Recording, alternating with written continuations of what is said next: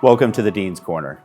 My name is Golden Wright, and I have the pleasure of serving as Dean of the College of Fine Arts and Communication at Lamar University.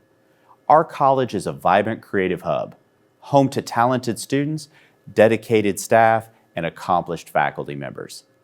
COFAC hosts more than 200 events each year, from performance and exhibitions to screenings and lectures. There's always something inspiring happening. On the Dean's Corner, we will give you an inside look at the creativity, collaboration, and innovation taking place. On this episode, I am joined by Alex Irvine, the new director of the Dishman Art Museum. We will be discussing the new exhibition by Luis Corpus, The Tether That Binds Us. Welcome to the Dean's Corner. Thank you for having me. Absolutely, and welcome to Lamar. Thank you. Started December 1 at the end of 2025 and just hit the ground running. So we're so glad that you're here. Oh, I'm so happy to be here and be back in Beaumont. I was raised here, went to high school here, and then got out for college and did other museum things in Houston, and I'm happy to be back in the community. That's awesome. That's awesome. We did an extensive search. We had Dennis Keel, who was in here for 10 years, and then we did an extensive search, and we're really glad that you're here, that you were by far the best candidate. And we're really, I think you're going to fit right in. It was great having this new pairings event recently to be able to support the shows that are coming up.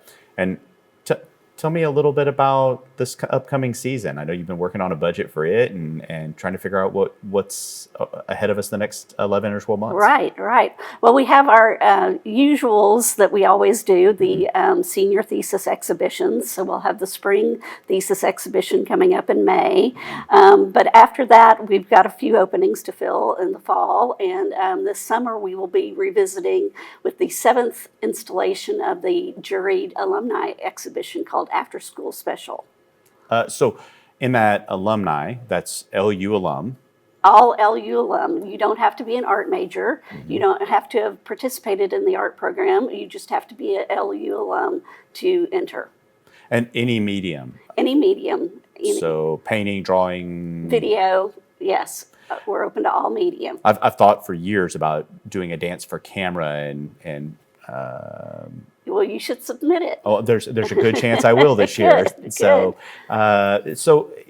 as you go along with exhibitions, we also bring in a exhibition with collaboration with the Art Museum of Southeast Texas, where we bring student work to the museum. Yes, that's the Protege exhibition, and that will also be held in April.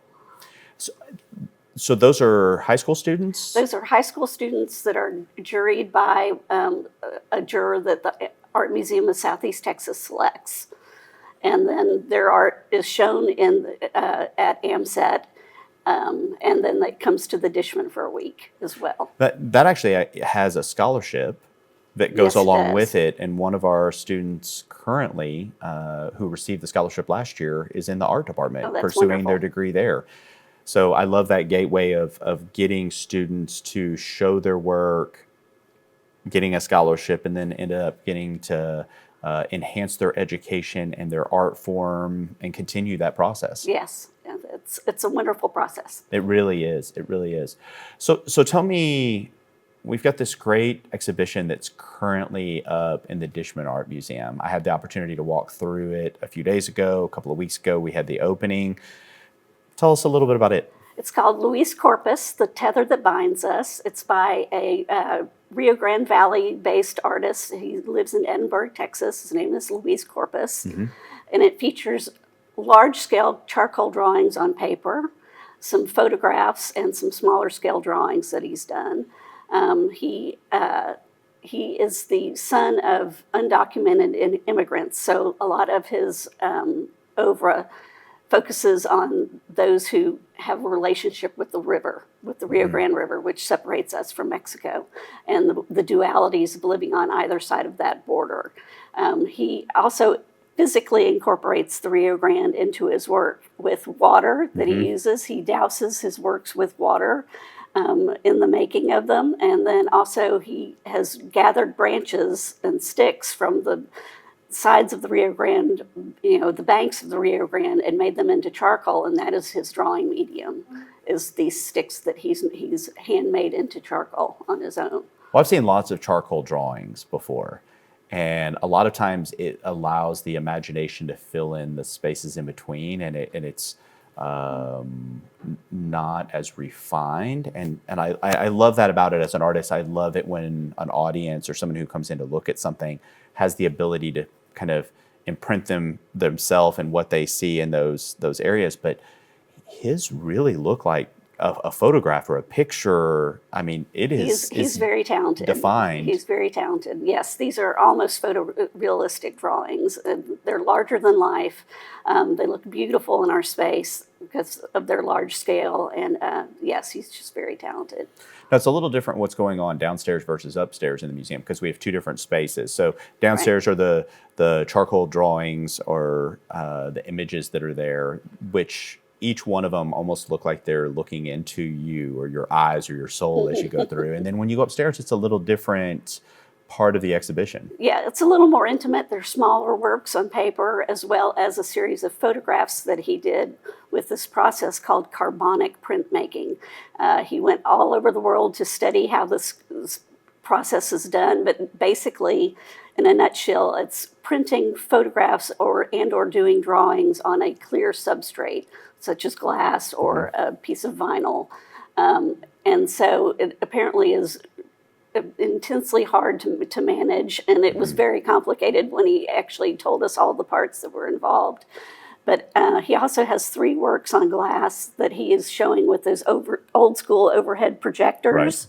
Right. He's got Rio Grande River water that drips onto the substrate, projected onto the wall, and all 3 images have to deal with the river.